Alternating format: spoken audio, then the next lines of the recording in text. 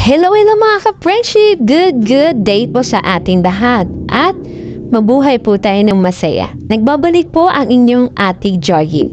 Dito po tayo ngayon sa aking ginawang Choco Moist Cake with frosting and chocolate ganache. Dahil September po at sinasabi ko nga din sa aking post ay 1 month ang aking birthday. Char!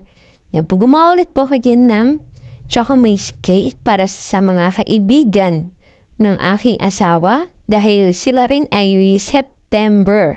O, diba? Gusto ko lamang sa kanila patikim ang mga binibake kong cake at iparamdam din sa kanila yung saya kapag kumakain nitong cake na aking ginagawa. Dahil po ikaw ay nalulungkot, nalulumbay, ang cake na ito ay para sa iyo, para maging happy ka.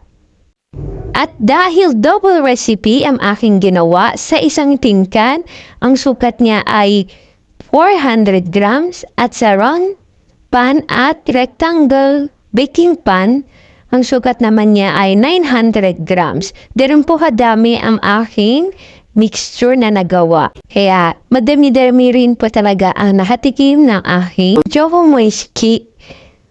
At nang may labas na sa oven, naggawa ako dyan ng improvised na cooling rack para may stop na yung cooking process niya.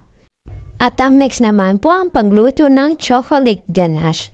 Ginamit ko lamang dyan ay all-purpose, gatas, butter, chocolate at cocoa powder.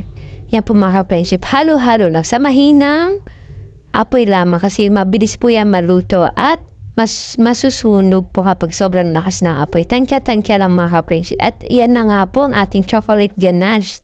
At ang pamuli, ang frosting. Gumamit po ako dyan ng whipped cream. Ready to mix na po yan mga friendship. Kaya hindi hassle. At saka hindi ka naman mga problema sa stabilize niyan. Wow, may paggaroon. Hindi ko na alam kung tama yung English ko doon na. Yan mga ka-friendship. Kasi add ka lang ng tubig doon sa whipped cream na yon. Tapos gumamit ka ng wire whisk or mixture kung meron ka mga ka-friendship.